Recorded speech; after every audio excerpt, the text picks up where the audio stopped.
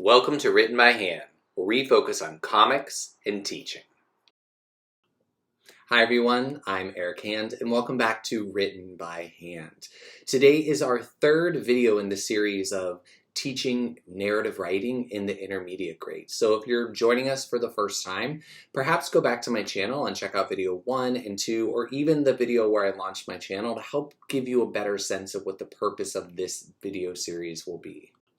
Today's video will be a little different than the previous two videos. I'm going to be covering several days of writing workshop. Let's just say that the filming and editing of the videos is something I'm trying to catch up on so that I'm giving you more real-time feedback and experience of the things that are happening within my classroom. In the previous video, I discussed pre-assessments or on-demand writing. Today, I'm going to be talking about the first 4 lessons that I taught to actually get into the writing process. So let's start with lesson number 1. In the first mini lesson, I teach kids the writing process.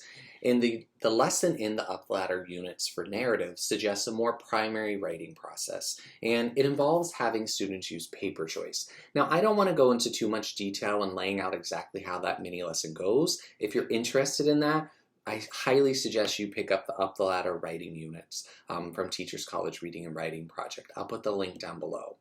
I really want to focus when I talk about this first mini lesson on paper choice. This is an example of paper choice. It has a space for drawing and it has some lines for writing. It's called paper choice because the idea is you would have a variety of different number of lines in size of drawing boxes for kids to write and draw in. That some would have bigger boxes, some would have less lines, and then the idea is that you want kids to graduate up lines. So in this unit, I see the kids that are ready to go from the 6-line paper to this 11-line paper. The idea being that perhaps they need less support from the drawing and are able to create a higher volume of writing on a page. My storytelling booklets, which is what I call them to my students, are 5 pages stapled together. Again, that's due to the things that are suggested within the Up the Ladder units themselves. I also had a third option of paper choice, which I only introduced to some of my writers who needed the most highly scaffolded and the most support. And those pages were actually horizontal, and I had a big horizontal box and I only put 3 lines on a page because they were not writing enough to justify 6 or 11 lines, and I'm going to try to graduate them up to more lines on a page. Now, this storytelling booklet, which has a space for drawing and the 6 lines, this is the graphic organizer for the writing. There is no step needed before this.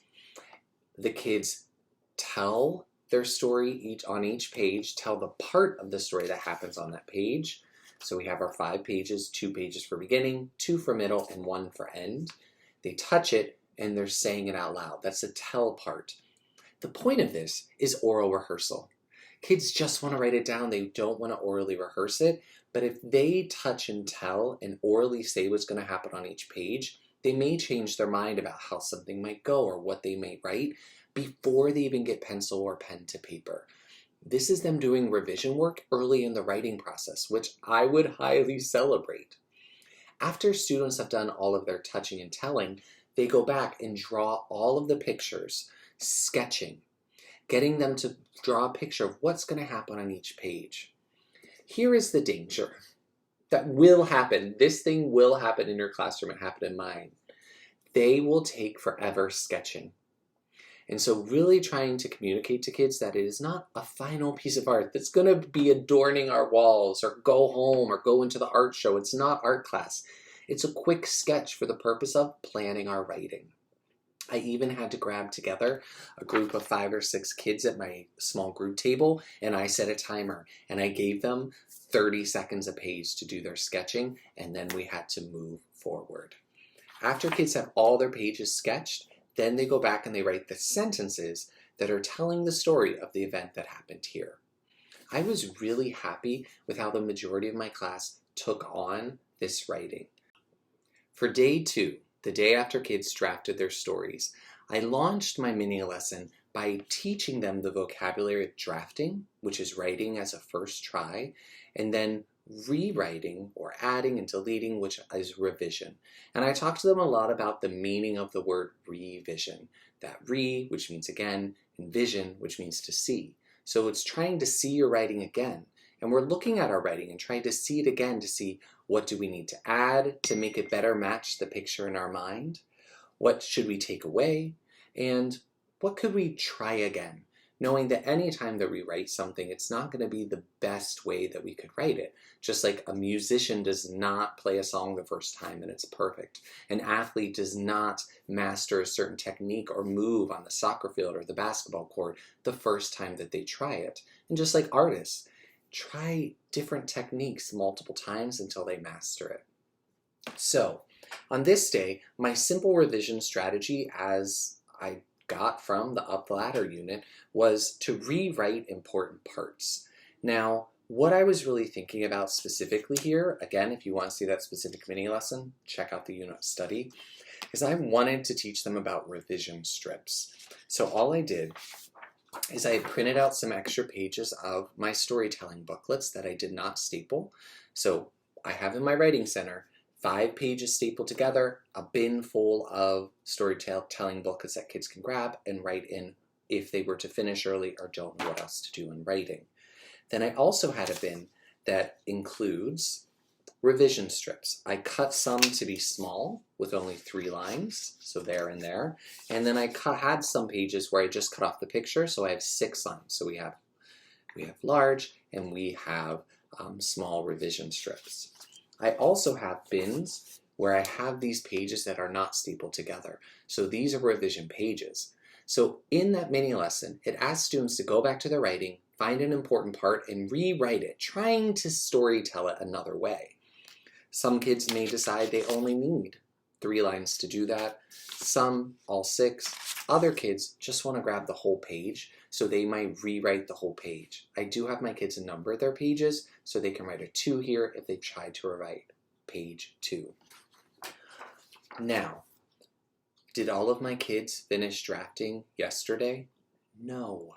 I still moved on and taught a revision lesson today because whatever I teach today, students can apply in their draft as they continue to work. My hope is that they're going to finish and then they can go in and rewrite different parts. When I wrapped up this day's mini lesson, this day 2, where I taught them to rewrite important parts, this is the screen that I left up on my smartboard. That today in writing workshop, kids could finish writing or drafting their story. They could rewrite or revise 1 page of their story. And then after they finish that, and they have time left, I want them to go back and revise other pages of their story. What I found is that I did have some kids, unfortunately, who continued to draft on this day. I'm giving them a lot of grace because as I said previously, this is their first time moving through that writing process. And I know now which students I really need to be keeping track of and having an eye on when it comes to their independent motivation and drive to go through the writing process. I did have some students that ended up revising every single page of their story, that they essentially created a second draft. And I made sure that I made a huge deal about this, telling them that not a lot of 4th grade writers are able to redraft the entire story that they've written. Hi everyone, I decided to split this video into 2 videos because it was running really long, so stay tuned to see the video that I will include the 3rd and 4th mini lesson of this first cycle of the writing process.